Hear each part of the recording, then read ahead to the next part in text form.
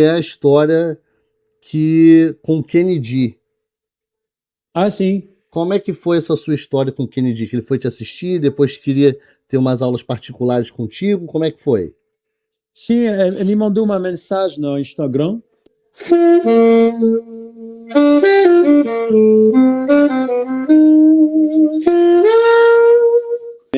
Que acabou nessa coisa que eu gosto muito, para o Todel, para colocar o Todel. É que aqui a parte pode ser, você pode mudar a parte. Ah, é? É. Ah, Eu tava assim, tocando Dona Lee, tava super estressado. Não dá é? para ver, não dá para ver, mas eu tava assim.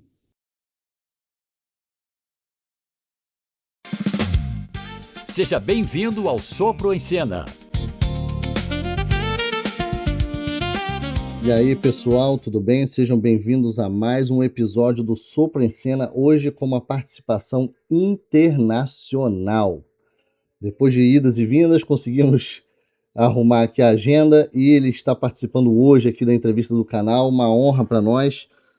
Temos hoje aqui o saxofonista Baptiste Herbin. O Baptiste ele não é apenas um mestre do improviso, ele é um artista oficial da Selmer. A gente vai conversar sobre isso também.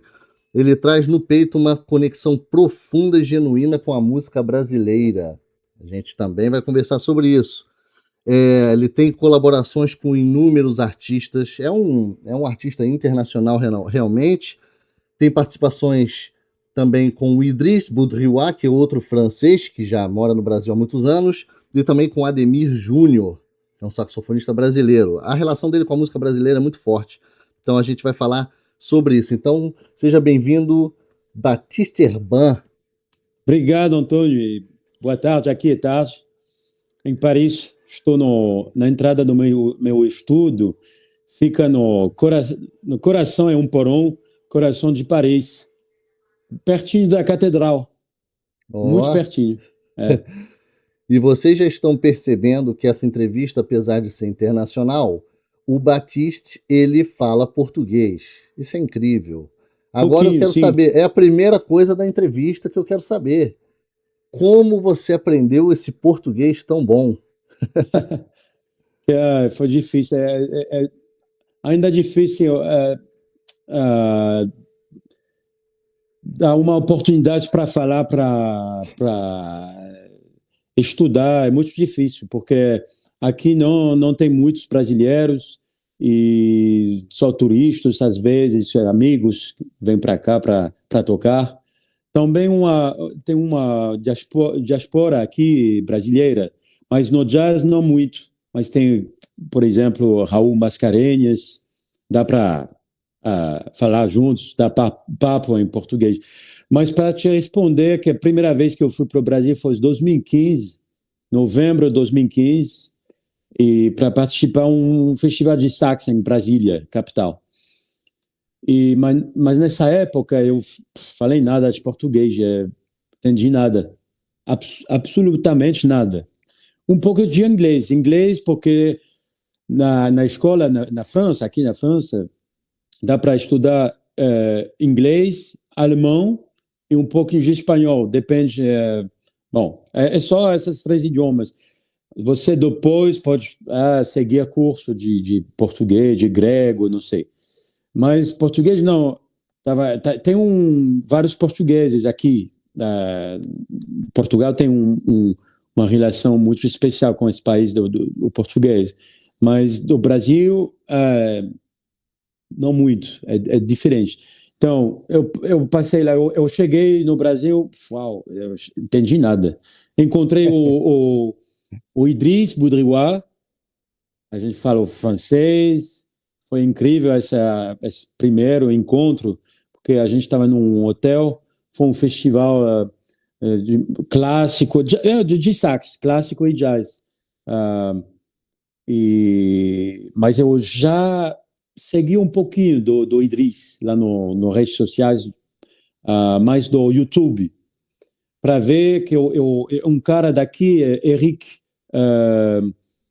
Seva, Eric Seva, que é um grande saxofonista francês, que me falou do Idriss. Me falou, você não conhece o Idriss Boudriouane? Não, mas eu ouvi falar uma vez, não sei. Acabei de encontrar ele já faz 15 anos, 20 anos, já esqueci. E quando eu encontrei, o Eric falou, foi como se fosse já um irmão, um pai, não sei. Foi muito, o acolhimento foi tão incrível, tão caloroso, que foi surpreendente. Não se vive assim um encontro na França, não sei. Foi muito especial. Esse cara é muito especial. Eu aconselho você a encontrar. Então, quando eu vi esse cara tocar no YouTube, também para ver que ele é luthier de sax. Ah, bonjour, monsieur Idriss Boudriouane. Ah, bonjour, Baptiste Abad. Ele sabe também o que eu sou. Nessa época, eu estava já um pouco ali, esse vídeo com Stefano de Batista, que me ajudou bastante, esse vídeo do Donali. E Sim, também divulgar. tem um vídeo para me ajudar para me divulgar ao mundo, foi muito especial. Ele falou, é você que eu vi com o Stefano Batista, nossa, toca demais. Então, eu falei com ele, deixa eu ver, eu tenho um problema com o meu sax, você pode resolver, me ajudar, por favor, Idriss? Sim, eu vou ver no seu quarto de hotel, eu acabei de resolver, foi nada. Depois, bom, eu vou te pagar vamos beber uma coisa, somos pinguços nessa época. Agora eu acabei de beber, já faz 8 meses. Estou super serioso. E ok, mas tinha nada cerca do hotel, pertinho do hotel, nada. Só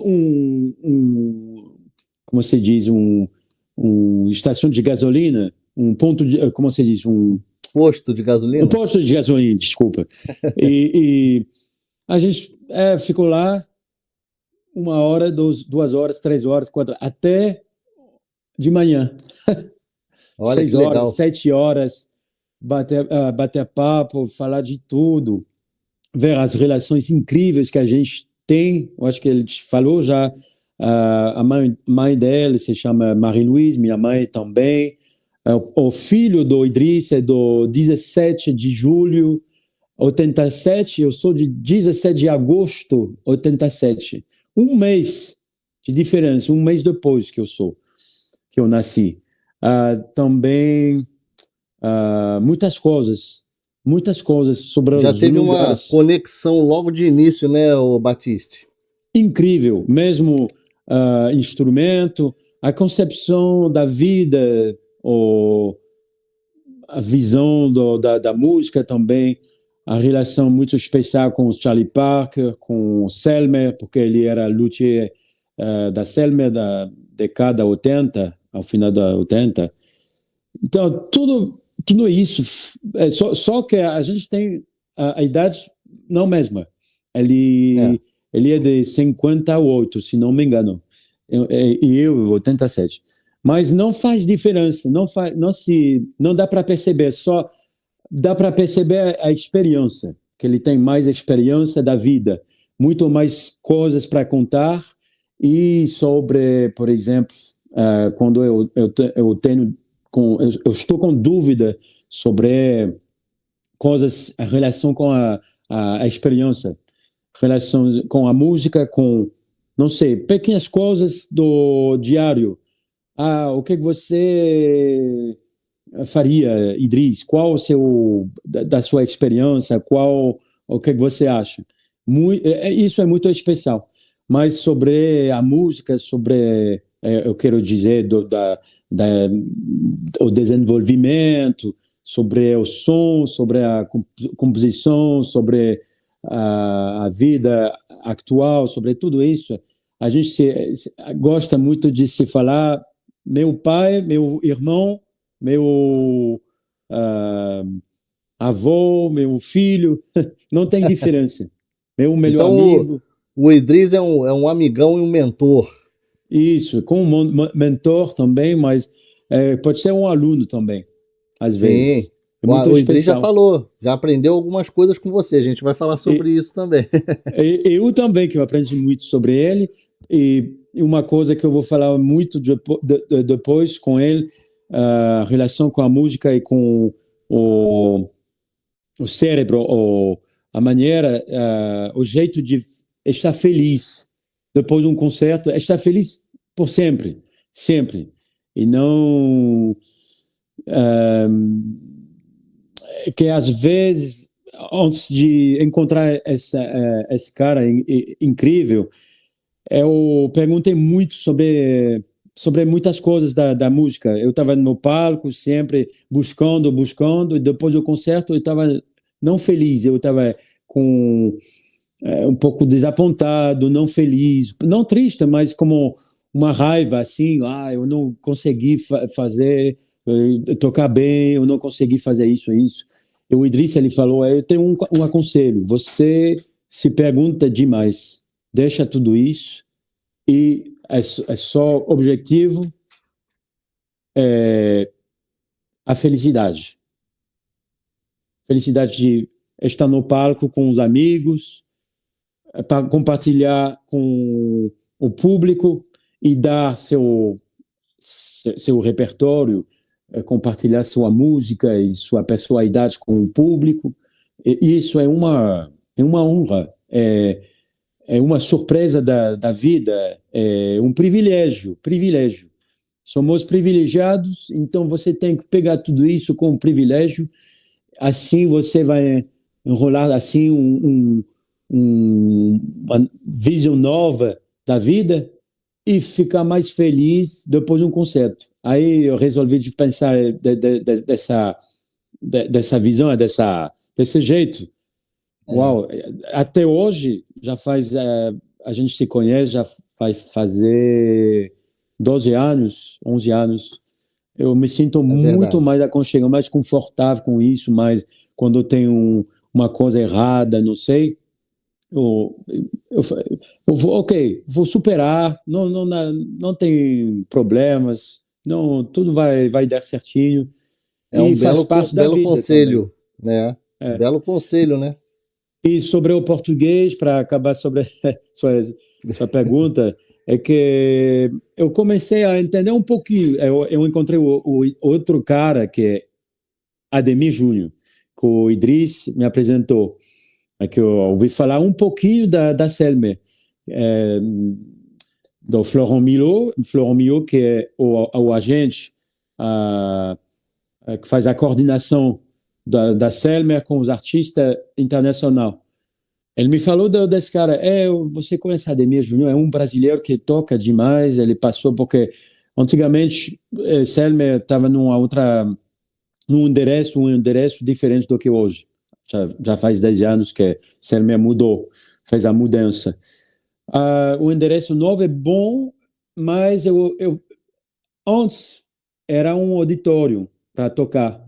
Cada quinta-feira era um concerto aberto e entrada franca. Foi super para descobrir e também ver como, não sei, masterclass de Steve Coleman, de grandes artistas internacionais. O Ademir, ele fez isso. A primeira vez que ele foi para a França, ele fez uma apresentação da Selmer, uma quinta-feira, nesse endereço, perto de République Centre de Paris. E, ok, eu encontrei o Ademir, mas a gente estava se falando, o nível de inglês dele foi tão baixo que a gente estava falando, bater papo com as mãos, com o gestual, assim.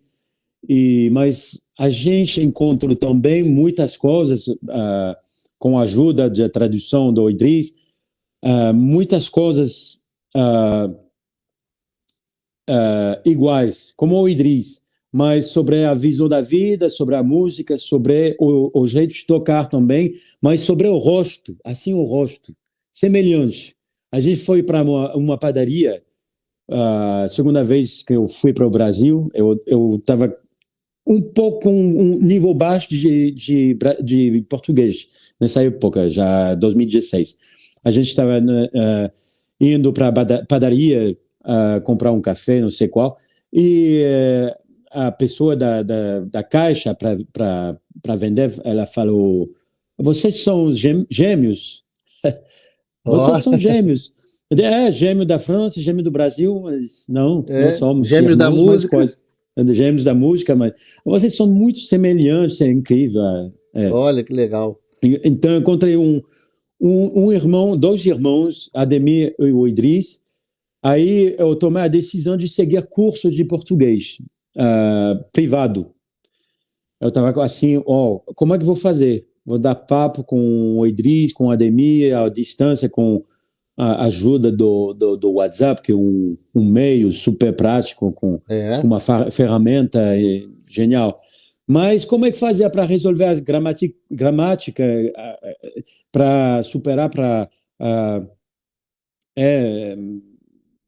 falar bem com o professor? Será muito mais legal. Bom, eu achei uma associação aqui, que se chama Alter Brasilis. O estudo está muito perto daqui do estou agora. Encontrei uma professora e eu comecei meus estudos com o celular, com um aplicativo. Esqueci, Nemo Português, brasileiro. Um aplicativo assim. Comecei, seu sotaque tá super, mas você... Bom, vamos trabalhar. Eu comecei assim, com 3 anos assim, com o professor. Um curso cada mês, 2 vezes cada mês. E assim, comecei a bem falar. Eu fui para o Brasil 12 vezes. Eu fui para a Argentina, porque eu falo também um pouco de espanhol. Eu fui para o Peru, para a Colômbia, para México. E eu adoro esse continente, a América do Sul. E uma maneira para mim também de absorver a música brasileira, que vem da música, ok? Mas vem de um idioma também. É super, super importante. Se você faz o jazz, vai, por exemplo, estudar standards de jazz, do jazz, como se diz em carioca, o jazz, O jazz. o jazz. Em francês é jazz. É super importante de conhecer o idioma, conhecer a letra, conhecer... senão você vai faltar uma coisa. Você vai, talvez vai conseguir tocar um pouquinho, mas para entender é super importante. É como se eu quero escrever um livro em português, mas eu nunca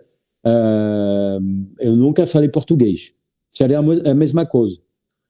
Então, sobre a música brasileira que eu descobri no mesmo tempo, na verdade,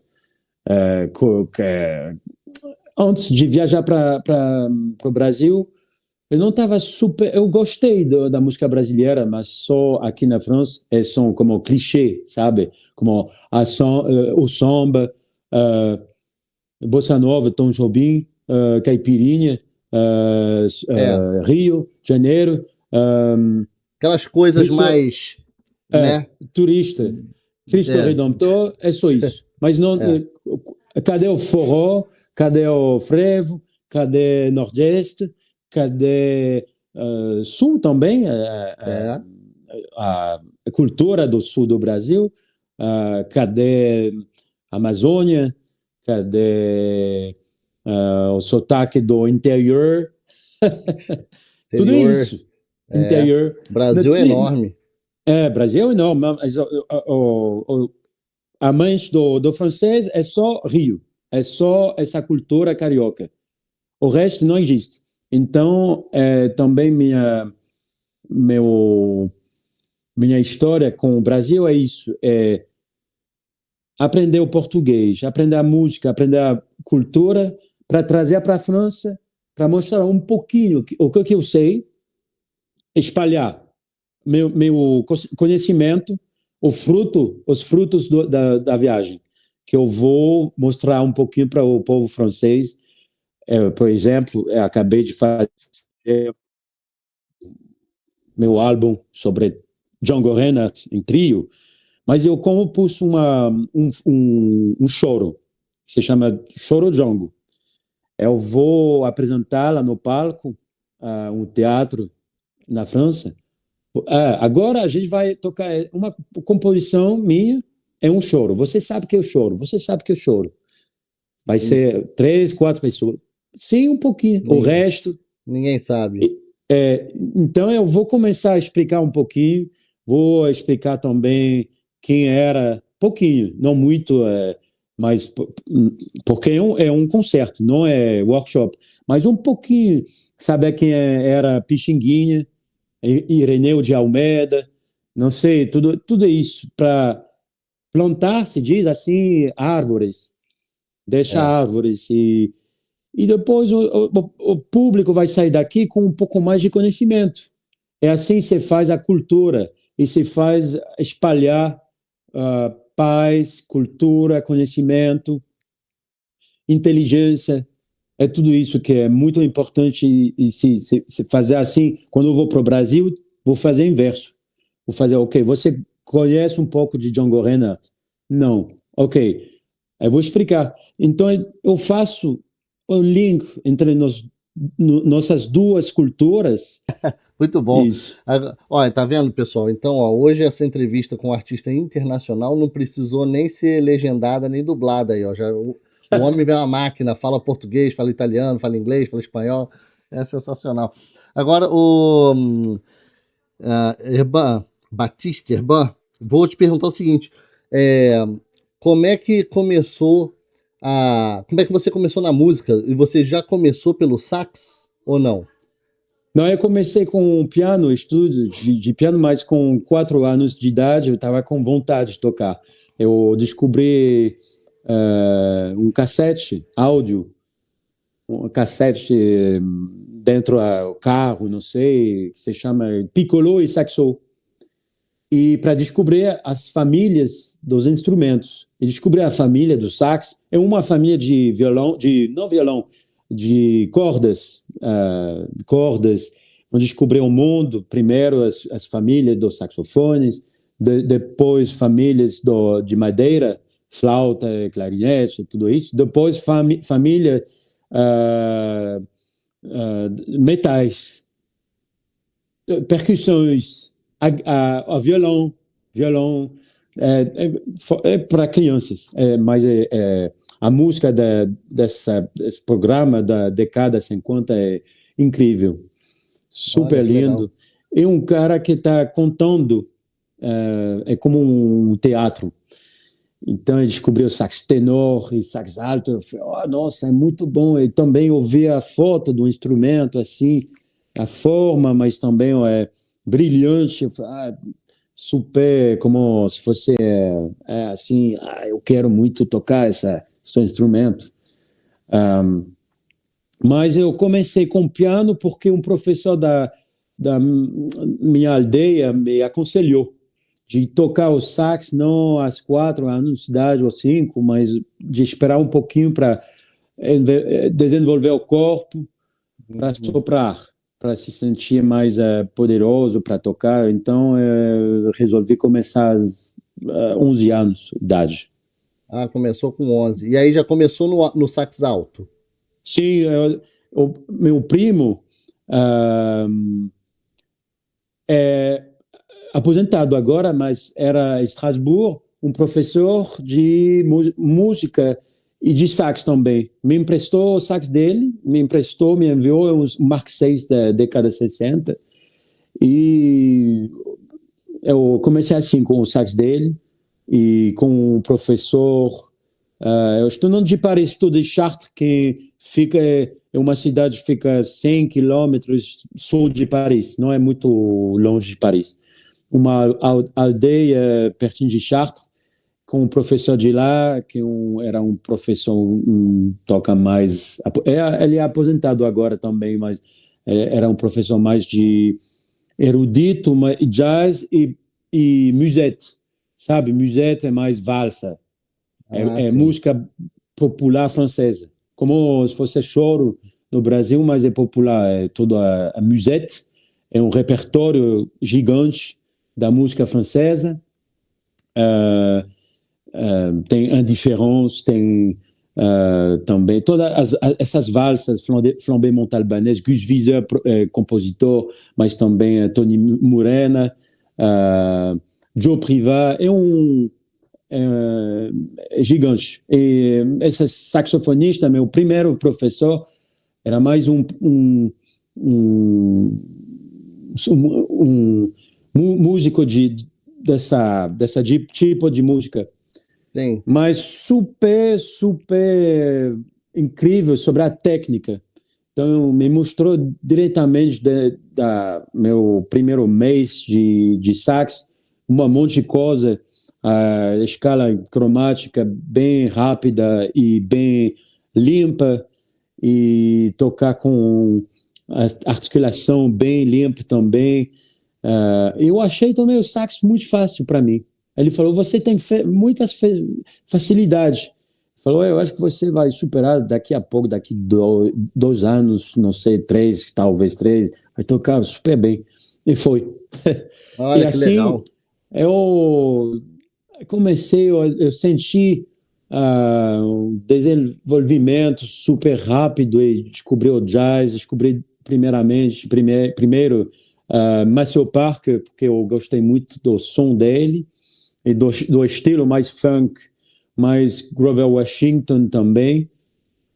Pouco de David Sanborn, mas não estou mais desse estilo um pouco como um som poderoso e brilhante. Eu gosto, mas eu sei que ao Brasil é muito famoso esse estilo de tocar como esse estilo, uma boquilha de metal, mas eu sei que é muito especial no Brasil. Não estou desse estilo, mas eu gosto. Mas eu prefiro Grover Washington, eu sou mais dessa escola de Maceo Parker. Então, depois descobri mais o jazz, o Charlie Parker, mas eu não, ao início, não é que eu não gostei, mas sua música não me tocou mais ao início. Talvez porque a qualidade da gravação da época, sabe? Quando você é adolescente, você quer uma gravação de boa qualidade, com super limpo, tudo isso. Soa estranho, né? Sujo, né? Isso, depois eles sujo. remasterizaram e tudo, aí tudo bem. Mas se você ouvir original, para uma pessoa que está começando, fica meio sujo, meio bagunçado. Descobri Cannonball Adderley, que é bem mais próximo também de Maceo Parker, em termos de som. Aliás, Maceo Parker, numa entrevista, não é uma surpresa, porque ele falou sobre o Cannonball Adderley também. Ele falou que era uma fonte era ele ouviu muito Cannonball Adderley, o Maceo Parker. legal. A gente pode ouvir um pouquinho a sonoridade faz da família, faz parte um pouco. Então, sim, essas foram suas influências no início, né? Agora, forte influência, sim. Agora, a gente está falando do seu início no saxofone, né, e tal, quando você começou, e aí eu queria saber o seguinte, qual foi o primeiro instrumento, né, que você começou? Mas não sou eu que vou fazer essa pergunta para você, tem uma outra pessoa que vai fazer essa pergunta para você. Olá, querido Batista, que bom que você está no Sopro em Cena. Aproveitando, vou fazer uma perguntinha para você. Qual foi o saxofone que você usou na primeira vez na sua vida, marca e modelo? Um grande abraço. O sax do meu primo. E qual era? Era o Selmer, né? É um Selmer Mark VI da 60. Que eu lembro, foi um pouco difícil de tocar na zona baixa, porque, não sei, eu guardei esse instrumento durante 1 ano, eu acho. Depois ele escolheu para mim um Série 2 em Estrasburgo. Batiste, pô, aí o pessoal que tá no Brasil, em alguns outros lugares, vai pensar assim, pô, mas aí é covardia, a pessoa tá na França, já começa logo tocando Selmer, aí já, né, porque é o que tem, né, É, é o instrumento nacional, né? é nosso privilégio nacional, Selmer, é verdade. Sou francês, então essa marca na França, ali nessa época não era tão caro do que hoje. Os instrumentos Hum, como o Série 2, porque já faz 28 anos que eu estou tocando. Meu primeiro Série 2, eu acho que foi 2.000 euros, por aí. Não foi tão caro do que hoje. Mas eu olha, sei, no Brasil, ou se você vai para o Peru, ou pode ser Madagascar, é um país bem mais baixo em termo econômico. É muito difícil, eu sei disso. caro, né? Mas eu sei também os brasileiros vão reclamar, vão dizer, vão falar é mais fácil para você, mas também, ao outro lado, vão comprar modelos antigos e bem caros também. É, o pessoal busca muito, Mark VI, Mark VII, que aí hoje No para um Brasil, sax muito. desse, dependendo, pode chegar a 40 mil reais, 50 mil Sim, reais. enquanto tem série 2, série 80, antes do série 2, Mark 7, barato, pode ser barato. Na França, Sim, é como 1.500, 2.000 euros. E o som é fantástico. é. Pode ser. Eu até falei com o Idris na entrevista dele, né? Eu falei, Idris, qual é essa história aí do Mark Six? Que todo mundo só fala nisso, não sei o que. Ele falou, olha, é uma lenda que se criou. O Mark Seven, quando saiu, os músicos na França testaram, mas testaram muito pouco. Falaram, não gosto, gosto do Mark Six. Mas o Mark Six o cara tocava já há 8, 10 anos. E o Mark Seven o cara tocou por 2 horas. Então criou-se essa historinha e ele falou: olha, tem Mark Six bom, tem Mark Six que não é tão bom, isso não é bem assim, não é um. Ai, comprei esse aqui, vai ser ótimo. E também não é só o instrumento, né, o Batiste? Também tem um músico por trás do instrumento, né? É, é difícil esse Mark 6 ou pode ser outros modelos marcaram a história do instrumentos tão forte que tem lendas. O melhor é de provar, de testar. Eu tenho um Mark 6, porque depois da série 2, eu estava nos estudos clássico, mais erudito, né, em Chartres, com o professor de Chartres. Mas eu comecei nessa época já a improvisar, fazer transcrições de Charlie Parker, de Cannonball, de Paul Desmond. E meu professor me aconselhou de comprar um Mark 6. Uma loja aqui em Paris, muito famosa, se chama Sax Machine. Sax Machine, onde você pode buscar sax vintage, mas também sax de hoje. E Yanagisawa, Yamaha, uma qualidade genial também, são os luthiers, super. E ele achou para mim um Mark 6 da final década 50, 58, que eu tenho até hoje, que tem uma história super especial, porque foi roubado em 2019, eu encontrei de novo na Romênia em 2021. Sério? O mesmo sax. É, mesmo sax, foi incrível. 2022, sim, 2022 que eu Você encontrei de novo. reconheceu pelo número de série. É uma longa história, mas também, mas é um amigo que é Gypsy, que me ajudou bastante. Eu estava sem novidades desse instrumento que foi roubado na rua, pertinho do meu estudo daqui. Uma noite, foi uma sexta-feira de setembro, sexta-feira 13. Sim, sim. Verdade. Sexta-feira, 13 de setembro de 2019. E sem novidades, notícias durante 2 anos e meio. Quase 3 anos. Depois, uma amiga que trabalha nessa loja Sax Machine me falou, Lorena, que vai para o Brasil sempre também, gosta muito do Brasil, que está seguindo curso de português também, recentemente. E ele falou, eu participei de um salão, sabe, um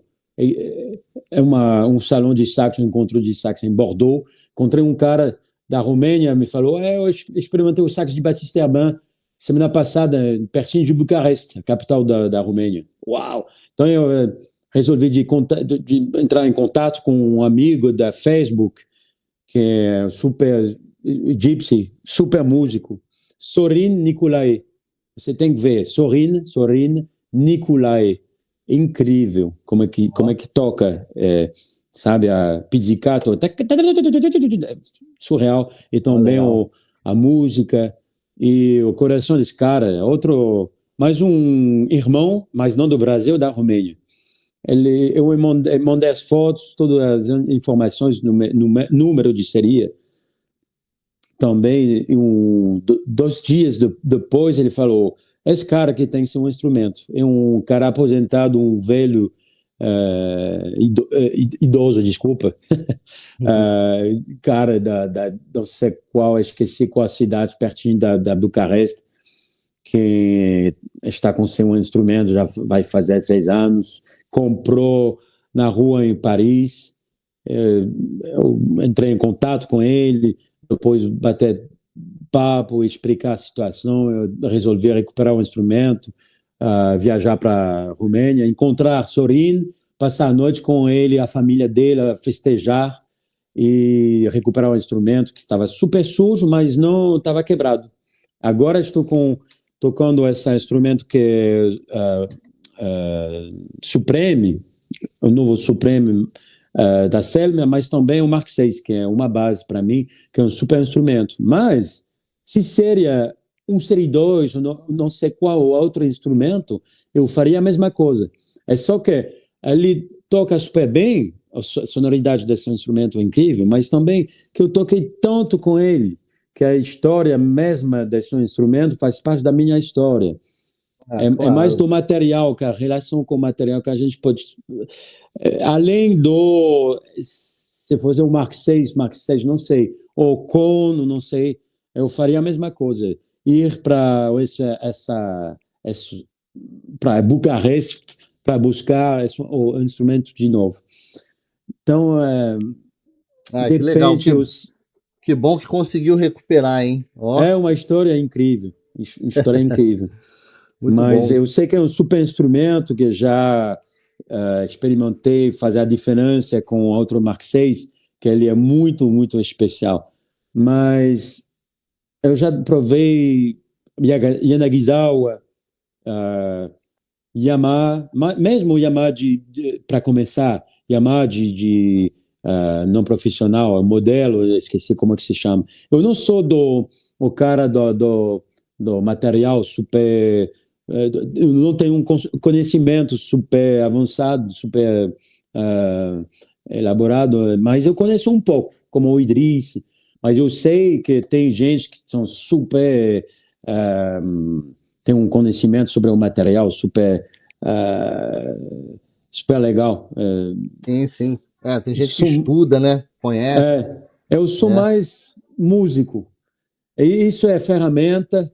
E o fato de quando meu instrumento, meu Mark VI, foi roubado, eu estava assim, na minha mente foi, ok, eu tenho um outro sax. Nessa época, antes disso, eu estava tocando Référence. A primeira vez que eu fui para o Brasil, eu estava tocando Référence Selmer. Eu tenho um Référence. Eu faço parte, nessa época já, foi 2019, então, faço parte da equipe, da time do desenvolvimento do novo sax, que nessa época não era com o nome Supreme, não tinha nome ainda. Estou super privilegiado. Então, por que vou reclamar? E vou começar a desenvolver um concert, não sei se eu vou pensar nesse instrumento sempre. Melhor fazer isso, esquecer. O Seguir Ademir em também me frente. falou isso. O Ademir, ele falou, vou te passar uma madeira, não sei qual, você vai fazer a música. Você tem que esquecer um pedaço de sax, um Yamaha, você vai A música está em tocar de novo. você. Você é música, ele falou isso. O Idris também. Mas Ok. é verdade. A música está na gente, né? Agora, Batiste, queria saber o seguinte: a gente já vai falar mais para frente, nós vamos falar sobre o seu setup, seu equipamento. Você já falou os sax, mas nós vamos falar mais a fundo de boquilha, de palheta. Mas, bem, na verdade, eu posso fazer o seguinte, já que a gente já está falando dos instrumentos, né? Então vamos falar do setup então logo. Vamos falar então. Você está usando agora um Supreme, não é isso? Sim. Desde 2021 eu tenho um Mark VI que eu uso às vezes, que é como um modelo de exemplo, um super grande modelo, e com essa história da Romênia não vou me separar. Mas esse instrumento eu comecei a trabalhar com Selmer em 2012, se não me engano, 2012. 2010, eu tinha um presente da Selmer para fazer a colaboração assim, para começar, foi um reference sem Fá sustenido agudo. Era uma série assim de referência, eu acho 400 modelos assim, sem Fá sustenido. Eu gostei muito. Depois eu vendi essa sax a um amigo que mora em Nova York e comecei a desenvolver esse instrumento. A gente era 7 pessoas. O desafio desse modelo é fazer um modelo Selmer novo, se aproxima do Mark VI, de todos os modelos antigos da Selmer, mas também para tocar todos os estilos, porque a referência foi mais para jazz, o Série 3 mais para música erudita, música clássica. Então vamos fazer um modelo como no Mark VI nessa época, sabe que foi o cara que desenvolveu o Mark VI, sabe, Antônio? Foi Marcel Müller.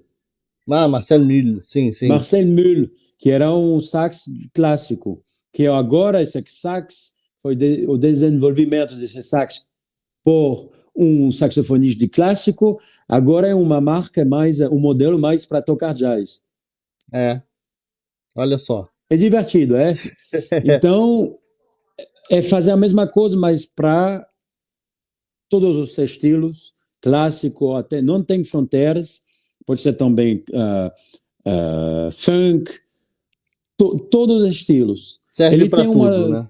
Isso, ele tem essa sonoridade que você pode modelizar, não sei como falar, à vontade. Depende da boquilha, do material daqui, mas é super aberto, como uma pessoa super aberta que você vai encontrar. E qual assunto você quer bater papo? Ok, ele é assim, é sax. Como um camaleão, assim. Um camaleão, né? Camaleão. E também o desenvolvimento que acabou nessa coisa que eu gosto muito é para o todel, para colocar o todel. É que aqui a parte pode ser... você pode mudar a parte. É? Isso sai? Isso. Não, eu não vou poder sair, mas eu posso sim, não fazer precisa tirar, assim. não. Mas tirar, por que foi desenvolvido essa parte aí com a possibilidade de ser retirada e ser trocada? Por quê? Porque quando eu vou colocar todel, vou fazer assim, depois só um pouquinho assim, até quase, veja, incrível. Porque ele é super, super forte. Firme. Né? Do que os modelos antigos, não, é um pouco mais relaxado. E isso, em termos de som, de sonoridade, para manter bem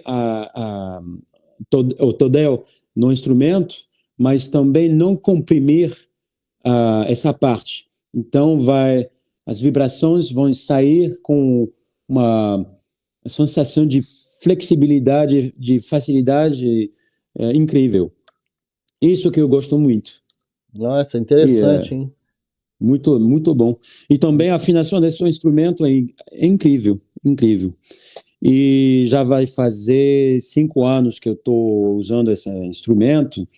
É só sapatilhos que eu mudei, não sapatilhos, mas como se diz, resonadores, que eu mudei resonadores. Normalmente são de metal, eu mudei com plástico. O plástico dá um som um pouco mais escuro. E como eu tenho uma sonoridade um pouco mais agressiva, vai me ajudar.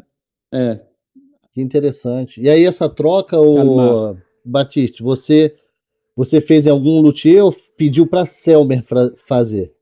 Não, eu pedi meu luthier da Selmer, Martin Deutsch, que é um luthier, super luthier da Selmer, quem fez, e estou super feliz desse instrumento. E Egista, eu escolhi com essa finição aqui, antigo, se chama antigo. A cor do instrumento é assim, como se fosse um instrumento... Como se fosse desplacado, assim, ou fosco. Isso, que eu gosto. Esse sax é lindo. É lindo. Tem umas versões do Supreme da Selmer que é um verniz bem fosco, bem aveludado, né? Isso, também tem de prata. Tem preto, né? Tem preto também, prata, preto, ouro. Nossa, é muito lindo. Agora, já que você falou do instrumento aí, mostra um pouquinho do som pra gente aí, dá esse presente pra nós. Claro.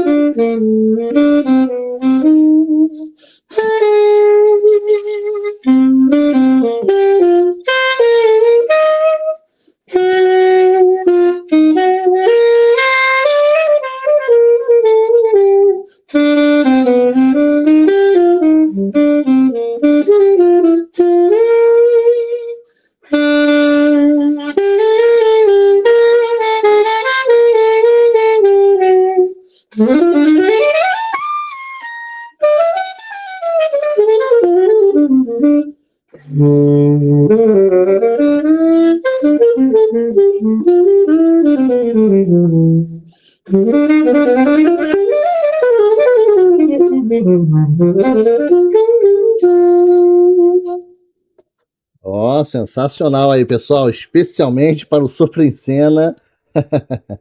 E a música brasileira aí, ó, tá vendo? Rosa. Rosa, essa música é linda, né? Agora,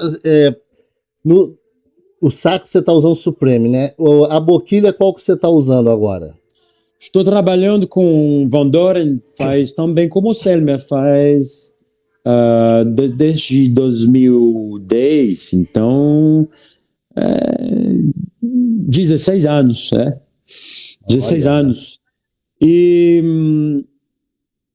esse modelo de boquilha é um A5, abertura, S+, a câmara dentro é S, small, mais, é o medium small chamber. Uhum.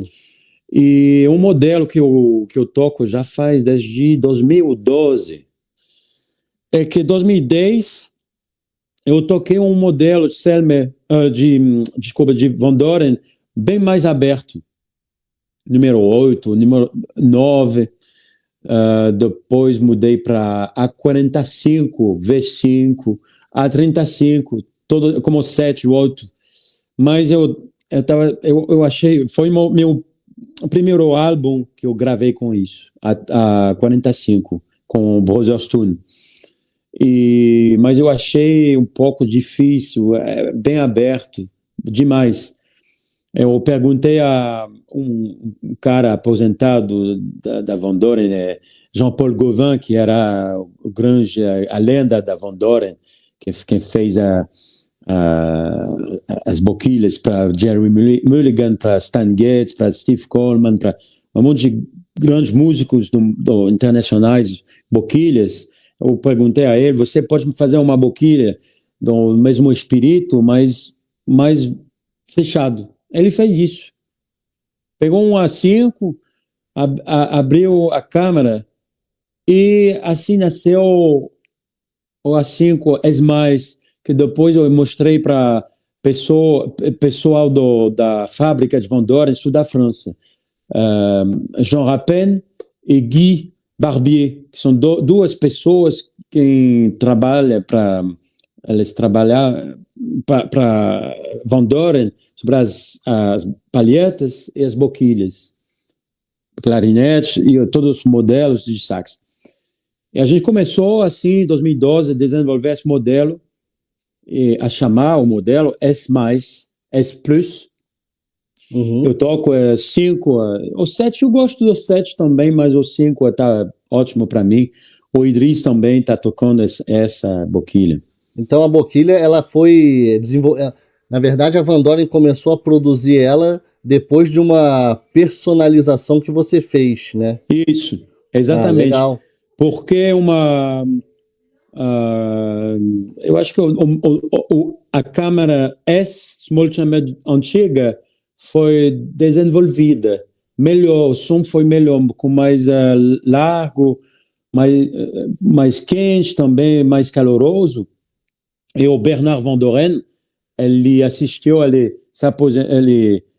entrou está aposentado agora, mas ele entrou na sala da fábrica da Van Doren, foi 2013, 2014, eu acho, se não me engano, se assentou assim, falou, ok, me toca os dois modelos para ver se vai a pena de mudar, apresentar, fazer esse modelo novo para apresentar ao público e vender.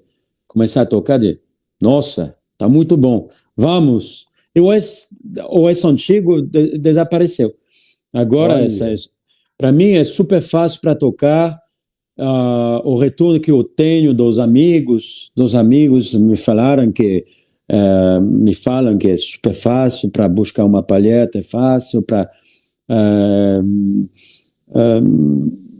registros diferentes, estilos de música diferentes dá para fazer. Camaleão, mais uma vez, como o sax, é super fácil para como um barco, como um avião, um barco, não sei, ou um carro é super fácil para guiar. Dirigir. Muito Muito dirigir, bom. guiar. Isso é um privilégio, né, Batiste? Você participar da elaboração de novos instrumentos, seus ajustes na boquilha. Esse seu Supreme que você está usando, ele é o que vem da linha normal de venda, ou esse aí tem alguma coisa que você pediu para mudar nesse seu? Ou não? Não, é normal, é só, como é que já falei, plásticos, resonadores de plástico, só lá nas sapatilhas, só isso. O resto é igual o que vai para a loja? O resto, tudo é igual, nada. A boquilha também, que eu busquei lá no sul da França, bom, só que eu tenho como 10 ou 15 boquilhas para experimentar, isso é um privilégio também, não é somente 3 ou 4 boquilhas, eu dá para escolher, tinha muitas boquilhas para experimentar, mas eu tenho legal. Duas diferentes, 5 a 5, e eu toco tudo em 3 de palheta. Eu gosto da Zezé, hoje da Zezé 3, mas eu gosto também da VG6, eu estava tocando muito VG6 durante 10 anos. Agora as palhetas são Van Doren. Van Doren, que eu gosto muito da Zezé, que é um pouco mais fácil, eu estou num momento que eu estou fazendo mais cool jazz, mais com o meu trio, tocando menos som, menos soprar menos, com um som mais caloroso também. Então Mas ela responde articulação rápida também. Também, se eu quero mais poder, mais violência, vai responder. É só que o V16 é como um pedaço de madeira bem forte e eu acho Zezé quase é muito é como uma V16 um pouco mais fácil, mas é a mesma família. Java para mim é muito fácil para tocar. Eu preciso de um pouco mais de madeira. O som é um pouco assim do nariz, eu não gosto muito. Para mim, é entendi. só gosto pessoal. Uhum. Mas aí nesse setup, né, você também toca soprano. O que você usa de soprano? eu uso um Selmer 80, Super Action 80, antes do Série 2. Vem da 82, 83, que eu acabei de encontrar em Toulouse, sul da França, o ano passado. Foi incrível. Olha. Antes eu estava tocando o Série 2, eu tô com uma boquilha 7 V16. Assim, desculpa, a série V16. A 5 V16. Ah, sim. V16. Então, soprano, você tá com um Super Action 80. Aí a boquilha, qual é? V16 V16 é também. 7. Ah, 7 sim. com palheta ZZ3 também. Sim. Sim, e com tenor também é um Mark VI preto. Mark VI preto. Olha. Mark VI preto? Existe sim. Nunca vi. Uau. Assim, década 60, eu toco uma boquilha nova, Van Doren também, super nova, mas como eu não toco muito tenor, como eu preciso de uma boquilha de tenor, um material de tenor fácil, como vou pegar o tenor assim, não preparar, e eu preciso de tocar direitinho, assim, um material fácil, que dá o som. Bom, e é um Java T75 mais. Java T75 mais. Oh, legal. O clarinete. O que eu você toco um usa? pouquinho. É um recital. Recital, se chama. Sim. Recital. Sim. Boquilha, qual é? É um B45. B45. Muita gente usa. É uma boquilha universal. Muito legal. Agora, você também toca flauta? Também, mas é uma Yamaha de estudo, mas eu toco às vezes flauta também para big bands, para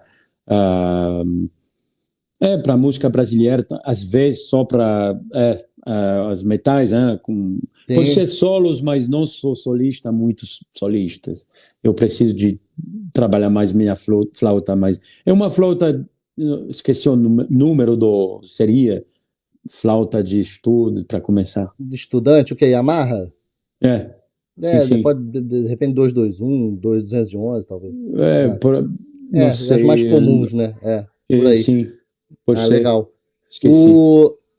Erban, então é o seguinte, agora já passamos pela parte do setup, eu quero saber qual foi a hora que a música brasileira te pegou. Que você ouviu e falou, nossa. Foi só no Brasil? Não, foi antes, você na França. Na França foi quando eu era criança, eu acho que foi o Stan Getz, a Garota de Ipanema, mas também foi uma versão da Orfeu Negro, do Samba de Orfeu. Sabe,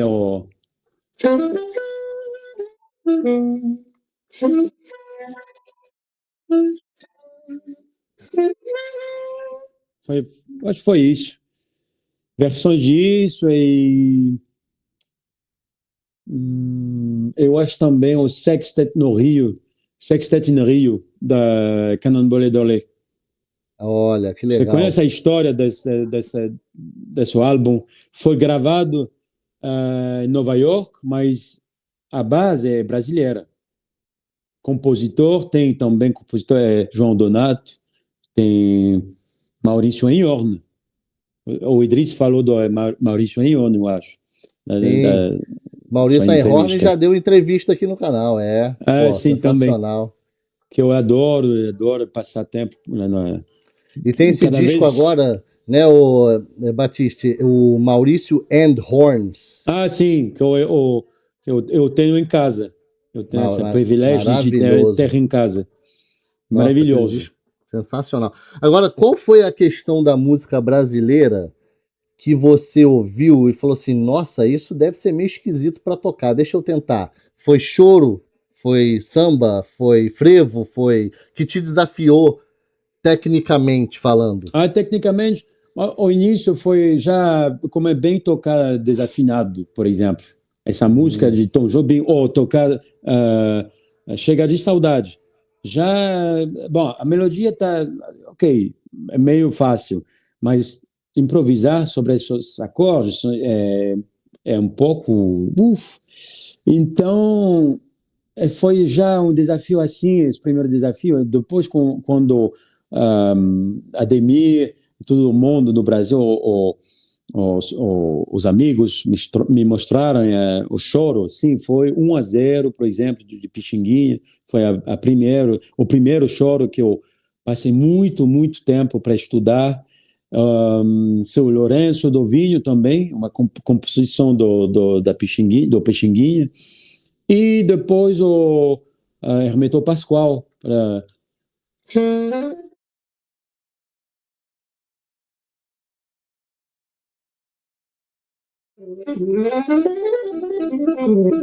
tudo isso, o repertório do Tem Hermeto. umas músicas do Hermeto que parece que estão na velocidade 2, né? Também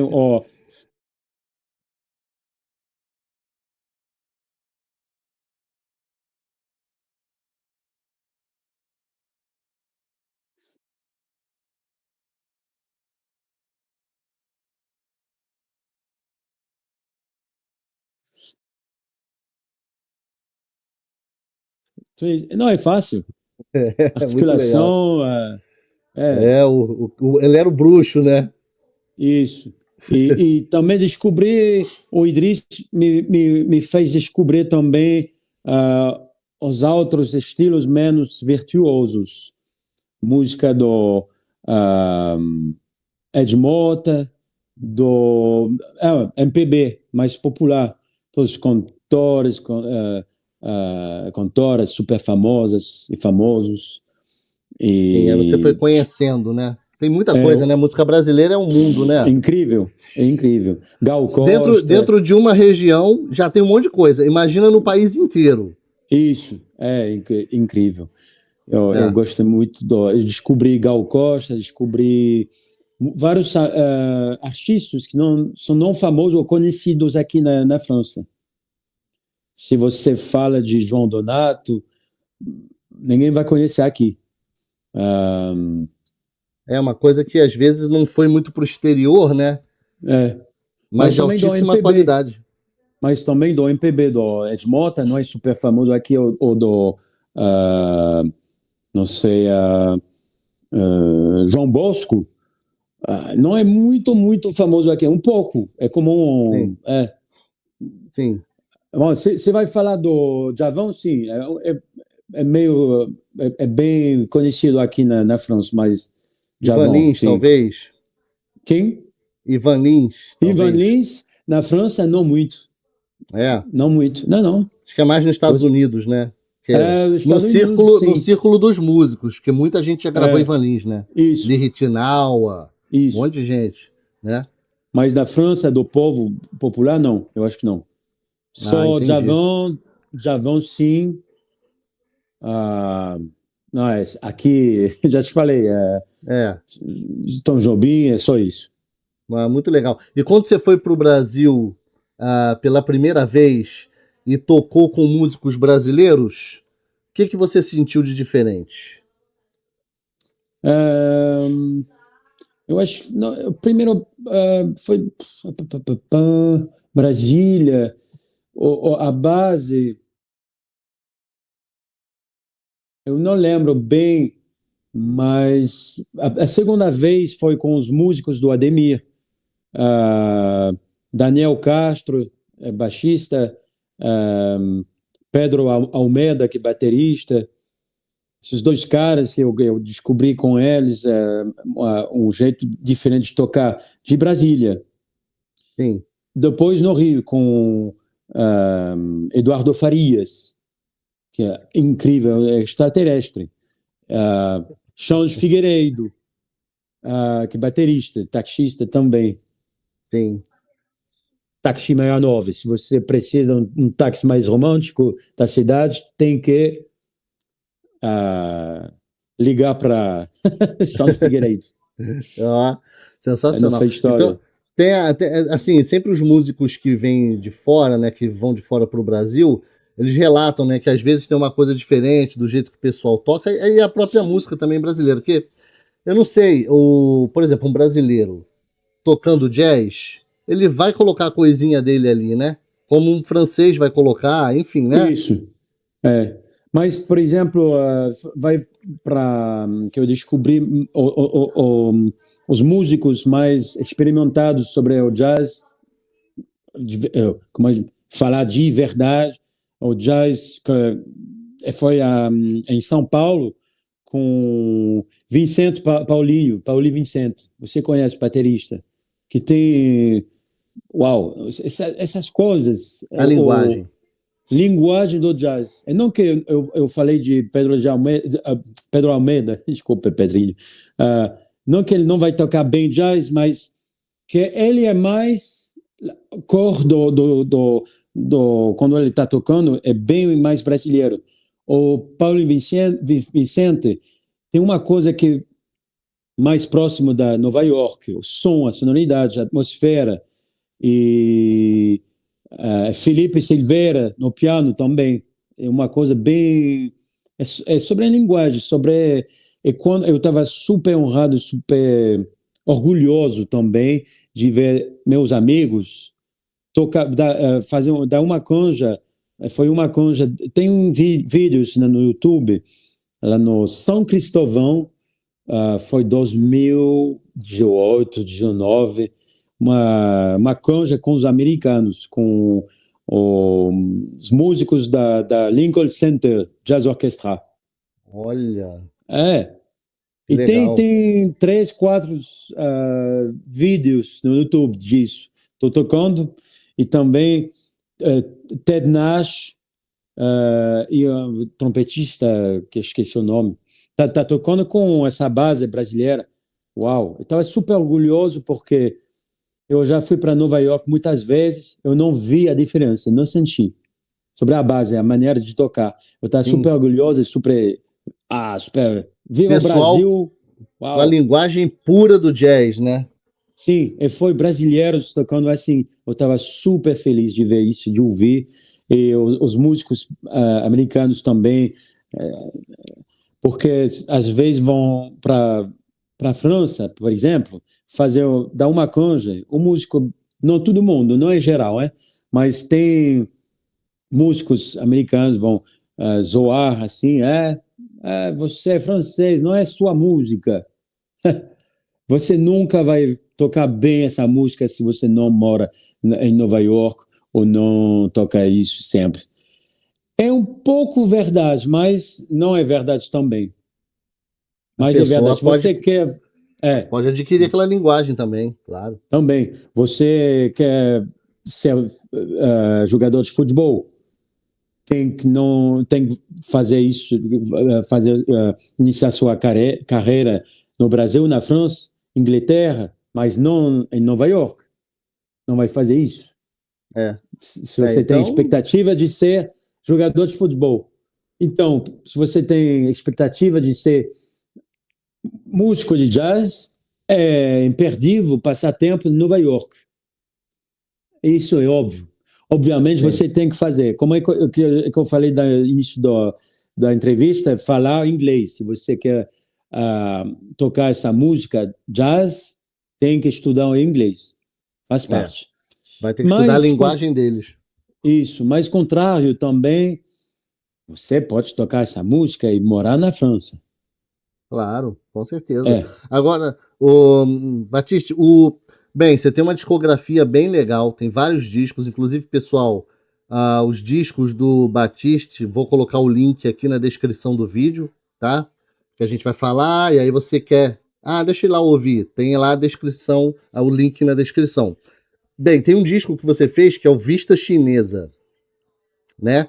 Que inclusive tem uma música com participação do Ed Mota, né? E tem um monte de gente. Eu quero saber o seguinte: quem foi o pessoal de metais do Vista Chinesa? Quem você chamou? Metal foi Rafael.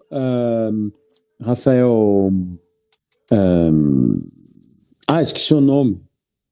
Nossa. que é Espírito Santo, mas que mora no Brasil já faz muito, no Rio já faz muito tempo. Rafael Rocha, desculpa. Rafael Rocha, você conhece? Eu conheço alguma coisa, sim.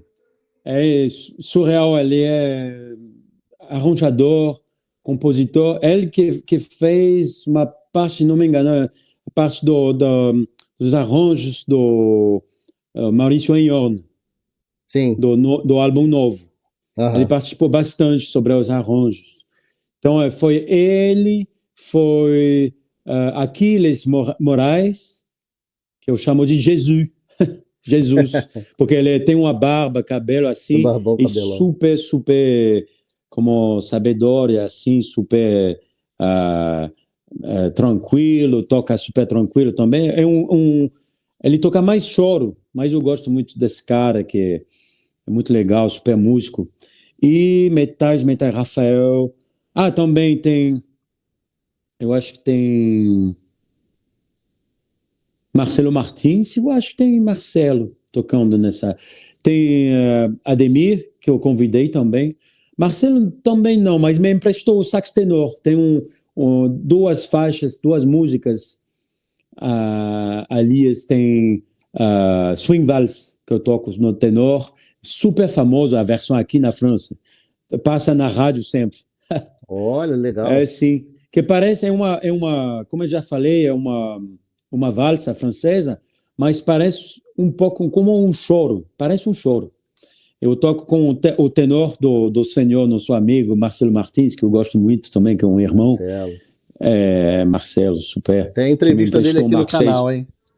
Sim, tá. Eu vou assistir também. Muito bom. Você também tem um disco que você fez com outro músico brasileiro, que foi com Ademir Júnior. Sim, Ademir. Também. Que foi um disco gravado ao vivo, né? Ao vivo no Clube de Choro. Foi a segunda vez, minha segunda viagem para o Brasil. Eu comecei a falar, mas foi tudo bagunçado, o cérebro estava com fumaça. Eu já entrevistei o Ademir e ele falou, a primeira vez que eu encontrei o Batiste, ele não falava nada de português. Aí encontrei com ele 5, 6 meses depois, já estava falando tudo, eu não entendi nada. Sim. Eu trabalhei bastante. Esse disco é sensacional, gente, ó. Confere aí o disco do Batiste. O Brasil do saxofone. O Brasil do saxofone. Com a base que eu falei de Brasília, Pedro Almeida e Daniel Castro. Esqueci se tem no teclado, de guitarra, no violão. Esqueci, desculpa. Mas de Vista Chinesa também é um balanço das minhas viagens no Brasil. Primeira vez que eu encontrei Idriss e Ademir, depois é balanço de tudo isso. Mas o Idriss me ajudou bastante. Chama o Ed Mota, também tem essa cantora que eu gosto muito, Thaís Mota. Tem o mesmo nome de família, mas nada a ver. Thaís Mota, que é carioca.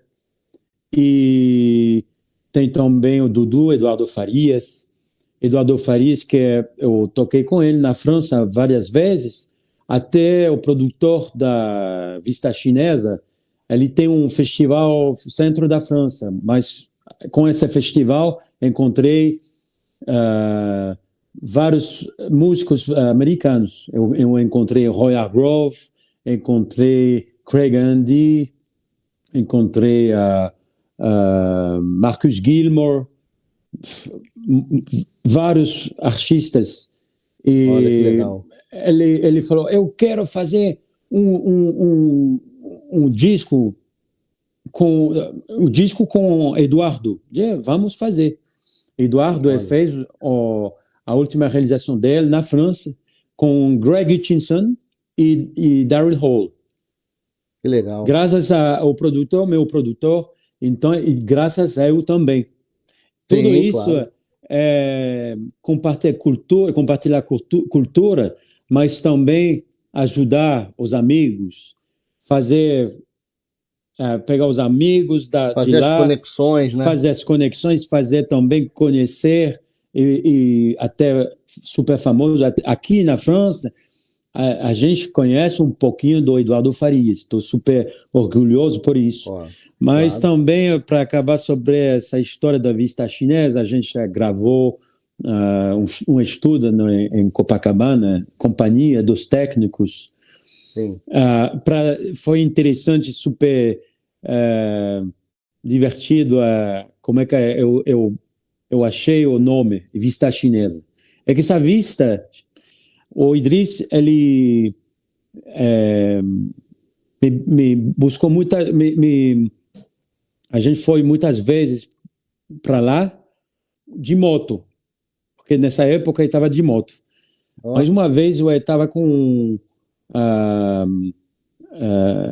os amigos, eu achei um táxi para viajar até acima dessa vista, sabe? Para a gente que não conhece essa vista chinesa, é uma montanha no Rio. Então, é uma vista, esse caminho foi construído por os chineses. E é uma homenagem, tem uma construção assim, uma casa estilo chinesa. Oriental, né? Chinês. Assim, chinesa. Eu gosto muito dessa vista. Eu fui, então, com o Idriss, uma vez, a gente estava várias pessoas, e vamos lá com o táxi. Chamei um táxi, o cara foi super simpático, ele contou a experiência dele no futebol, era um jogador de futebol profissional. Esqueci qual time, mas se não me engano, de São Paulo, não sei qual. Estava com ferido das pernas, acabou de jogar, passou táxi. Sim. Foi 2016 ou 2017. 2016. Esse disco, ó, você que não conhece, clica aí, é sensacional. Sim, mas depois, esse táxi que me... levou a gente para lá. A gente chegou, não é perigoso? Já faz 10 anos que eu não fui, ele falou. Não, eu fui muitas vezes com um amigo de moto, tem policial, tá seguro. Eu posso fazer fotos, tirar fotos com vocês, porque para a família, porque faz 10 anos, é surreal, já faz 10 anos que eu não fui para lá. Bom, foi essa experiência com esse taxista. Última noite depois, a gravação da Vista Chinesa. Última noite no Brasil, antes de viajar para a França e voltar para a França. Eu estava com o Idriss, super restaurante japonês. Esqueci como é que se chama, mas pode ser um aconselho para ir um super bom japonês no Rio, Botafogo. E chamei um táxi, foi o mesmo táxi que levou a gente para a Vista Chinesa. Que legal. Então eu tomei a decisão, ok, eu vou chamar o disco assim, Vista Chinesa. Ele se lembrou de mim também, o francês da Vista Chinesa. Eu lembro de você era... O Idriss estava assim, não, É comédia, não é teatro. Não é possível. Que É, conexão incrível. é, Última noite no Brasil e você encontra esse cara que você encontrou há 3, 4 anos antes. E tem milhões de táxis no o Rio. Rio é tão grande. E com o Idris, a gente está acostumado de falar assim: o acaso não existe, está escrito no grande livro do universo. É verdade, ele diz isso também. Agora, o Batista, você falou de várias pessoas que você tocou junto e tal. Das pessoas que você já tocou, já fez participação em disco, em vários CDs de pessoas do mundo todo, teve algum artista assim que você foi tocar e você meio que ficou assim impressionado, deu uma tremida, falei, caramba, tem alguém? Foi várias vezes. Eu toquei um ano com o Charles Aznavour, por exemplo. E só se dar conta que você está atrás desse monumento, tocar, foi uau, é serioso? Uma lenda da música francesa. Também, mas eu lembro de Canges com o Roy Hargrove também, em Nova York, na França. Foi muito incrível tocar com ele, tocar com. Que é outro? Tem vários exemplos, mas que já esqueci, mas são os exemplos que vêm na minha cabeça só agora. Mas tocar em duo, por exemplo, com Kenny Garrett. Estava na oficina de Selmer, no endereço antigo, tocando piano, e meu amigo da Selmer me apresentou. Batista Herman, você conhece, né? Garrett, super fã. Né? Ele falou, ok, vamos fazer uma composição minha, vou te acompanhar, você tem que improvisar só de ouvido. Estava assim, uau. Olha, Mas também esse vídeo que eu falei do início da entrevista com Stefano Di Battista, eu estava assim, tocando Dona Lee, estava super estressado. Não dá é, para ver, não dá para ver, mas eu estava assim. por dentro você tava Sim, nervoso. porque eu sou fã número um de Stefano Batista. Foi esse cara, eu esqueci de falar, mas depois, Maceo Parker, foi esse cara que me guiou, me mostrou esse caminho para. Quando eu vi ele na televisão, eu estava assim: eu quero fazer a mesma coisa. Eu Olha, quero. Depois eu falei com minha mãe. Mãe, eu vi na programação de um clube de jazz em Paris, Sunset Sunside, foi 2002, 2003. Vamos assistir ele, ao vivo, quarteto. Nossa, foi como um golpe na cara. O que eu vi, assistir no concerto, sair do concerto, vai assim, eu acho que vai ser muito difícil para tocar isso semelhante. E a outra foi, eu quero muito fazer a mesma coisa. E talvez minha coisa, minha identidade também, a mesma coisa. Foi assim, mas eu vou trabalhar bastante, vai ser muito difícil. E para ganhar dinheiro, tudo isso, como é que eu vou fazer? Outra, mas é tão bom. E você tem recurso para fazer, você tem fé. Vamos lá. E eu fui, mas foi e, esse encontro e ao anos vivo. depois você tocando com ele, tá vendo como é que a 10 anos vida depois, eu tô assim, me lembrar esse episódio e fazer, nossa, tô aqui agora. Você se lembra quando eu estava assim, eu vou fazer a mesma coisa. Você pergunta assim, que eu acabo de falar, uau, bom, vamos, vamos muito para legal. frente. Muito legal, né? Agora, dessas suas andanças aí, tocando em um monte de lugares, o canal aqui, ele é apoiado pelo Soberano Jazz Club. Você já tocou Ok, lá, sim, eu né? toquei há 2 anos. Sim, um lugar incrível, né? Criado lá Sim, pelos grandes Sérgio Saraceni. Nessa ocasião que você tocou lá no Soberano, qual foi a formação? Com quem que você tocou lá? Minha formação do Rio, dos cariocas, é Xande Figueiredo, Jeff Leskovich, que é baixista, e Eduardo Farias. É meu quarteto local no Rio, que é o quarteto carioca. E eu encontrei o Mauro Senis também essa tarde. Eu toquei uma tarde, graças ao Idris também, que faz... como o Idris é meu empresário no Brasil também. Sempre vai me... Não, sou super privilegiado. Mais uma vez, o Idris vai fazendo as conexões, né? Me ajuda sempre a buscar os alunos também, as pessoas. Eu encontrei esse cara, eu quero que você encontre. Cara que é músico ou não sei, ou um restaurante, ou qualquer coisa. E quando eu vou informar o Idris, vou passar nesses dias no Rio, ele vai, ok, vou trabalhar sobre seus concertos. E depois, alguns dias depois, ok, você vai tocar aqui, aqui, aqui, eu já resolvi tudo, a organização, tudo isso, o pagamento, tudo isso. Olha, ele já te passa a agenda.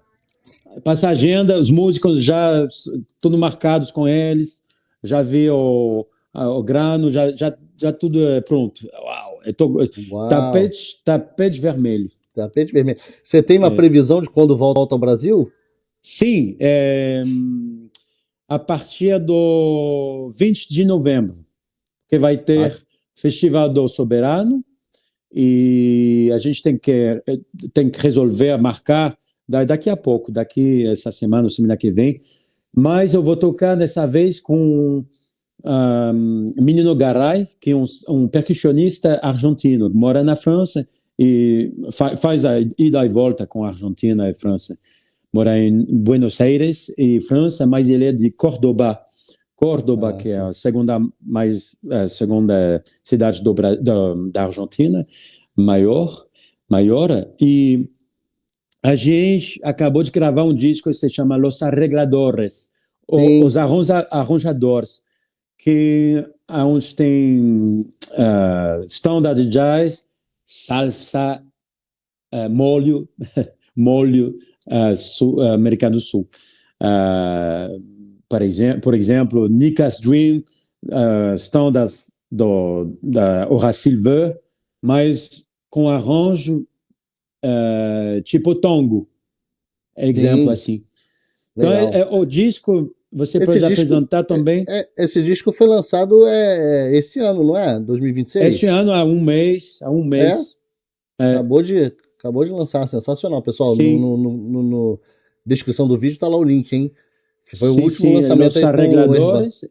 É um quarteto com um baixista cubano e um pianista brasileiro.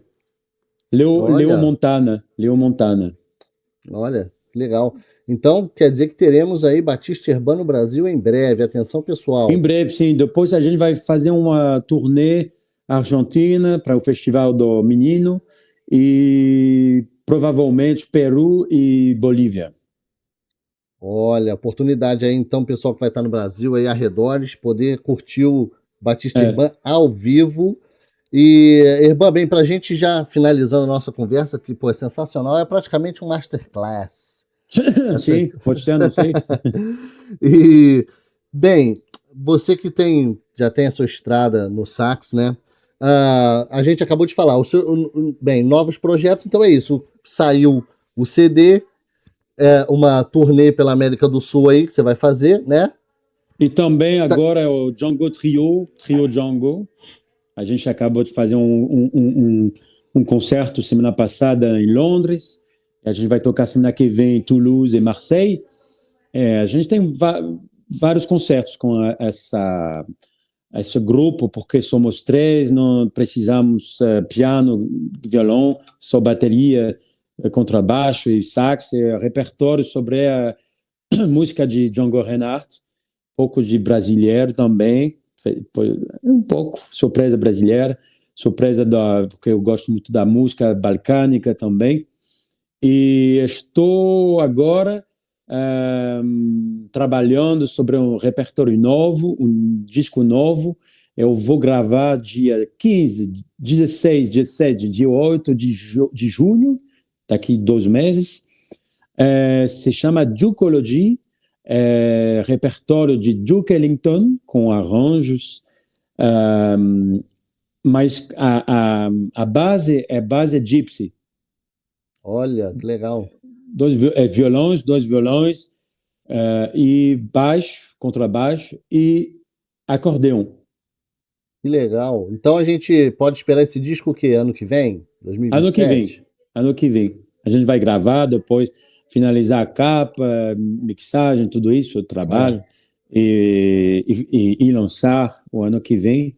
Fazer Batista, a divulgação. você tem uma produção de discos bem constante, né? Porque às vezes tem um músico que ele lança um disco, 5 anos depois lança outro. Você lança com bastante frequência, né? Porque o mais difícil nessa carreira, nesse trabalho, é de superar a longevidade. É super difícil. Se você faz um golpe assim, um sucesso, super sucesso surreal, e depois vai desaparecer, tem que quicar. Quicar, se diz em francês quicar, eu sei que em português não se diz essa expressão, mas tem que resolver, continuar essas coisas, o caminho, e também fazer propostas diferentes. Que depois Django, eu vou fazer quase a mesma coisa, não é Django, mas é Duke Ellington, mas com o estilo de Django, estética de Django. Eu acabei de fazer Django, mas com estética jazz, trio. Sim. Agora é estética Django mais Duke Ellington, e estou preparando também um duo com um pianista a partir de setembro. Com Mas Paul isso para show ou para outro disco? Outro disco também. O homem é uma máquina, não para. Tem que sempre pensar no futuro e pensar, mas também como se fosse um sonho, sonhar. Sempre, eu quero fazer isso. Isso também. E não uma questão de dinheiro, é só uma questão de celular, mandar mensagem, começar a fazer sessões, depois se resolve. Ok, é uma coisa, dinheiro é uma coisa, mas como Paulinho da Viola falou, dinheiro na mão é vendaval.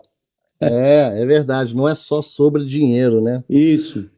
O Batiste, antes de eu pedir a sua dica para o pessoal que está querendo aprender sax, eu quero saber como que é a sua rotina de estudos. Você ainda tem uma rotina de estudos? Como é que funciona para você para manter? Agora eu não tenho mais. Minha rotina é começar a tocar, não sei, Rosa, por exemplo. E a rotina dentro do meu cérebro que privilégio. Que privilégio. Eu sou músico profissional, mas profissional. Como eu posso viver da meu arte, de viajar pelo mundo, de ter amigos, de desenvolver as coisas. Uau! Terceira vez, minha vida. É mais do que um trabalho, mais do que estudar, é uma vida. Minha vida é ser músico. Isso é a primeira coisa, é como uma rotina. Isso é rotina. Agora, começa assim, do que começar a fazer escalas, não sei qual. É só isso. Se dar conta das coisas. Uau! E depois, ok. Com humildade, começar a tocar uma música. E depois, depende do momento, mas, por exemplo, hoje é um repertório que vou apresentar 1º de maio com um guitarrista lá do sul da França, guitarrista Linus Olsson. Estou estudando o repertório dele, as músicas dele, as composições. Às vezes pode ser 3, 4 standards, cada tons, todos os tons, tonalidade, mas pode ser, não sei, o rhythm change, blues, pode ser só uma escala de um tom um pouco mais difícil, como Fá sustenido, um estudo sobre escala menor, blues menor, um estudo do choro, um estudo de valsa, não tem limite. Mas antigamente eu era assim, mais tocar escalas, todos os tons, escalas maiores, menores, melódica, harmônico, e saber tocar como 20 ou 10 tons novos cada dia. Desenvolver, fazer transcrições também, conhecer, porque essa parte de ouvir e estudar sem instrumento é super importante. Olha, Desculpa, dica boa. só em casa, escutar bem um álbum, um disco, da faixa 1 até o final, e refazer de novo, várias vezes, é super importante. É como assistir um filme várias vezes, ou ler um livro várias vezes também, para bem entender o sentido e bem entender tudo, bem ouvir direitinho a parte do baixo, do piano, de tudo isso. Isso é muito importante. Batista, e às vezes é engraçado, né? Não necessariamente você vai ficar ouvindo só CD, só discos que tem sax. Não. Também. Pode ser piano, pode ser a outra música, pode ser MPB, pode ser, eu gosto muito da música eletrônica, como John Tejeda, que faz mais música um pouco mais eletrônica, mais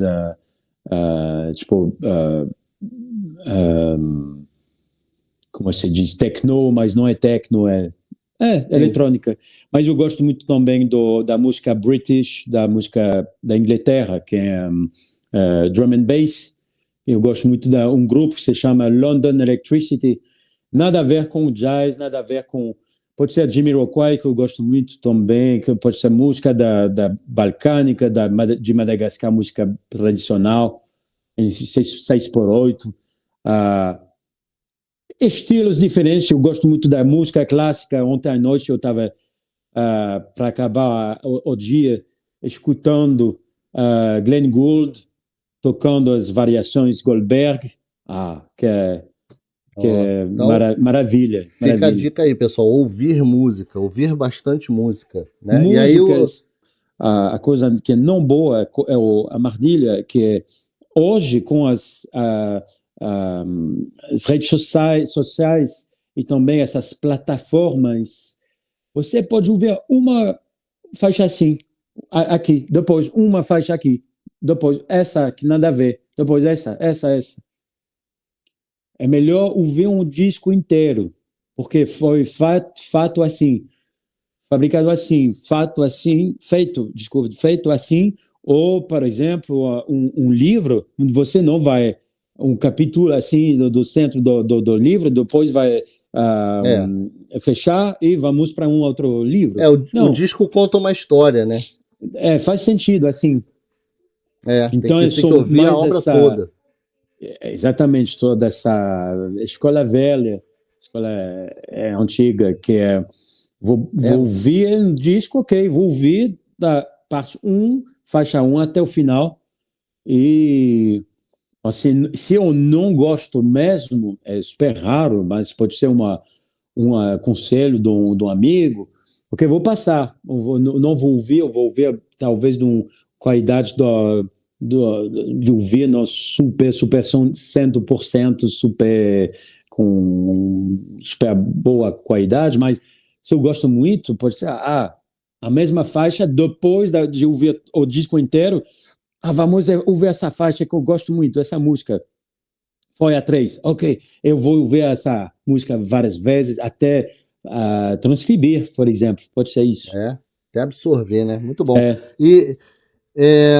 Bem, Batista, para a gente fechar, qual é a dica que você dá para quem está querendo aprender saxofone ou algum instrumento? Mas vamos no sax. Que dica você daria? De pessoa de qualquer idade. Primeiro, que você daria? que primeiro não existem livros, porque eu estou acostumado de receber nas redes sociais, particularmente dos brasileiros, essa pergunta que é: mestre, você tem um livro? Primeiro, não me chama de mestre, eu sou mestre de nada. Segundo, não tem livro. Não tem livro. Tem, como que eu acabei de falar, tem discos. Você tem que fazer a discografia. Então, eu sei que o Brasil, a música jazz não é a cultura local. Mas se você se interessa pelo jazz e tocar bem essa música, você tem que se interessar para o idioma, como eu já falei, e a história dos Estados Unidos também. História dos escravos, história da música, quem era Louis Armstrong, quem era Billie Holiday, quem era Charlie Parker também, que foi a primeira gravação da história do jazz, de 1917, com o Dixieland Jazz Band. Tudo isso, você tem ficar super curioso e saber sobre a história dessa música, a história política também, das pequenas histórias, não dentro da música, mas fora da história. Do contexto, né?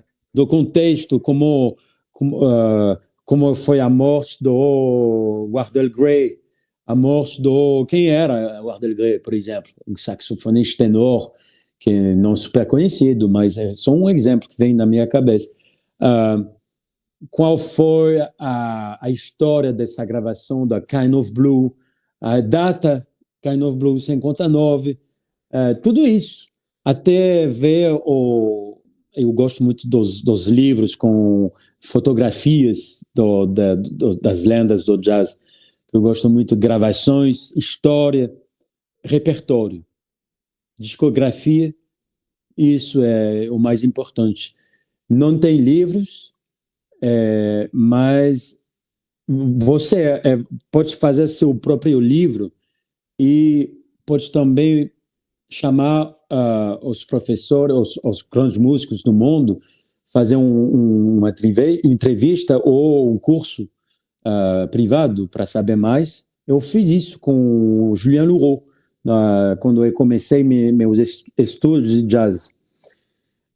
Não com livros. Julien Louraud, que é um saxofonista, tenor, incrível.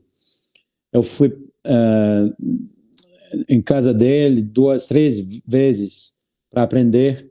Me passou os acordes, a gente estava trabalhando sobre All the Thing You Are, que é um standard super famoso de Jerome Kern, e começar a fazer uma transcrição de Paul Desmond, e eu aprendi muito com ele no início. Depois eu fiz meu próprio caminho. Sim. E às vezes, quando eu estou com interesse de fazer um curso, até hoje, com um pianista, ou sessão com um pianista, o que você faz aqui? Qual que você está tocando aqui? Tem uma pergunta, o que você está...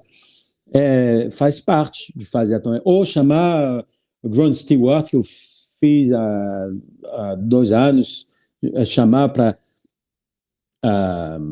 perguntar algumas coisas. Pode ser também. Olha, o Batista, você também dá aulas, né? Particulares. Também, sim. Dá aulas particulares. Agora, tem uma história para você que ficou assistindo agora até o final, tem uma história sensacional, que é a história com Kennedy. Sim. Como é que foi essa sua história com o Kennedy? Que ele foi te assistir, depois queria ter umas aulas particulares contigo? Como é que foi? Sim, ele mandou uma mensagem no Instagram, pelo Instagram. Eu recebi mensagem como, eu acho que não é serioso. Eu acho que não é verdade. Mas eu respondi. Ele falou, você toca super bem, eu gosto muito. Acabei de assistir a vários vídeos que você colocou, eu gosto muito. Eu disse, ok. Daí ele falou, eu vou para Paris sempre porque eu tenho família, uma criança aqui, um filho, ou filha, ou filho, eu esqueci, em Paris. Então, eu gosto de Paris também porque eu posso sair na rua sem ficar reconhecido. Ninguém vai Tem todo mundo me em cima, parar né? assim, vai me falar. Bom, eu gosto muito. Eu posso correr na rua e fazer esporte, é super prático. Então, eu quero assistir você. Assim, ó, ao vivo, um concerto. Ah, tá, ok, vou tocar lá. Foi um clube de jazz onde tem cada segunda tem um saxofonista americano que mora na França há vários anos, Rick Margizza. Ele tocou já com Miles Davis, é um saxofonista, lenda, tenor, toca cada segunda. E, às vezes, quando ele está ocupado com a turnê pelo mundo, me chama para substituir. Eu substituí esse cara nesse espaço, que é La Gare, se chama La Gare, estação, era uma estação de trem. Legal. E passei o endereço para Kennedy. Para o suposto Kennedy, né? Sim. Acho. Ele falou, ok, vou passar. Senão está não super como muita gente, porque é entrada franca. Ele falou, ok, vou, mas se eu me sinto um pouco não aconchegando, um pouco com pressa, eu acho que vou embora. Mas eu quero muito assistir. Nossa, primeiro set, não vi nada. Segundo, vi entrar o cara lá no bar, uma cervejinha, Kennedy. Era verdade. É verdade, com os cabelos famosos. E depois estava super simpático comigo, a gente bateu papo, assim, e falou, eu gosto muito de você. E depois ele falou, eu vou para Selmer para ver meu instrumento com número de série de quando ele está, qual ano. Se você quer ver comigo e testar também os outros modelos, série 2, série 3. Okay? Eu fui lá, a gente continua a bater papo, se conhecer mais, e depois, numa sala, tocar juntos. E depois ele se resolveu a me perguntar um curso, aqui mesmo, lá no meu estúdio. E foi assim. Olha. Aí ele te pediu ele queria tirar dúvida contigo de quê especificamente? Você lembra? Alguma técnica, alguma interpretação, o quê? Não foi dúvida, foi aprender mesmo. Ele faz tudo de ouvido, que não é uma coisa mal, eu acho, é a primeira coisa que você tem que fazer, tudo de ouvido. Mas ele estava com uma barreira assim para superar um pouco mais, para ir mais longe, tocar sobre as harmonias. Eu escolhi Les Feuilles Mortes, as folhas mortas, sabe? Isso. Autumn Leaves. Autumn Leaves, como um exemplo para como tocar bem sobre os acordes. E ele falou, eu nunca fiz isso, nunca estudei isso. Ele não tinha esse conhecimento de harmonia para improvisar sobre harmonia, é isso, né? Não. Então, eu gostei porque ele não estava com vergonha de me falar isso. Claro. E também ele tem outra riqueza. E foi super bom. Mas eu não, já faz um ano que eu não tenho mais notícias, mas a gente está em contato. Que legal. Você vê, né, a pessoa como Kennedy, que é um saxofonista renomado, já tem uma trajetória, vendeu milhões de discos, não sei o quê, super tranquilo de falar, olha, isso aqui eu não sei. Você pode me ensinar, então, pessoal aí que está começando, que já toca há um tempão, não sabe alguma coisa? Gente, não é vergonha nenhuma aprender, né, não, Batiste? Exatamente. Exatamente. Todo momento é momento para aprender. Então, Kennedy pôde aprender, por que você não é verdade? Agora, como que o pessoal te acha, Batiste? Redes sociais, site, né, o Instagram, como é que o pessoal te encontra aí na internet? Bem, Pode ser para mais ouvir seus sobre... discos, tem no Spotify, né? Sim, tem Spotify, tem Deezer, tem Qobuz, tudo isso. Mas o mais prático, eu acho que é Instagram. Mas eu não vou poder responder a todo mundo, porque às vezes são as perguntas assim só para aconselhar ou saber qual material estou usando. E, na verdade, dessa pergunta, eu acho que eu não vou responder na hora. Vou deixar um pouco e talvez esquecer. Mas se você fazer um curso online, por exemplo, pode ser Olha, no então, Brasil também. o pessoal Encontrar-me. que quer ter aula com você online, Sim. é possível. Como é que a pessoa entra em contato contigo para fazer uma aula online, por exemplo? Com o WhatsApp é bom. Eu vou fazer a proposta com o WhatsApp. Ó, Primeiro Instagram e depois vou primeiro dar o WhatsApp Instagram. para. Sim, sim. Ou Então pode tá ser bom. também